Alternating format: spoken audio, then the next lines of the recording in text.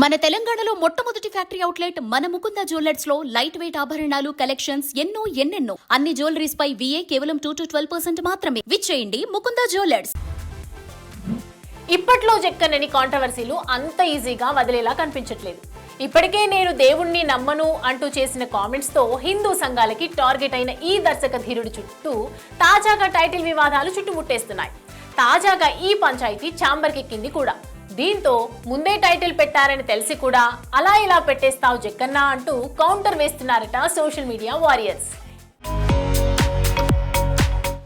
టాలీవుడ్ లో కమర్షియల్ గా new standard set చేసిన జక్కన్న ఇప్పుడు కాంట్రవర్సీకి కేర్ ఆఫ్ అయిపోతున్నాడు.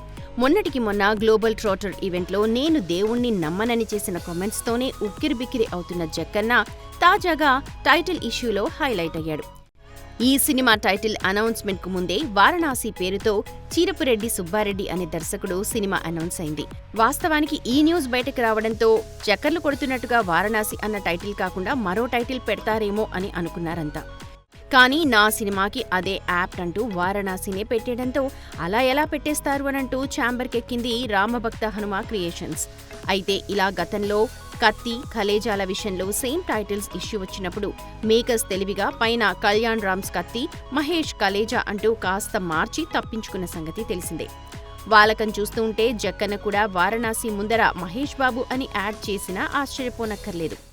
చూడాలి మరి టైటిల్ పెట్టుకున్న వాళ్లతో రాజీపడి ఫ్యాన్సీ రేట్ ఆఫర్ చేస్తాడా లేక అన్నట్టుగానే ముందర హీరో పేరు తగిలిస్తాడా అన్నది. ఏదేమైనా ఇంతటి భారీ బడ్జెట్తో ప్రెస్టీజియస్ గా తీసుకున్న వారణాసి ఇలా వివాదాలకి కేర్ ఆఫ్ అవ్వడం ఫ్యాన్స్ ని కాస్త డిసప్పాయింట్ చేస్తోంది.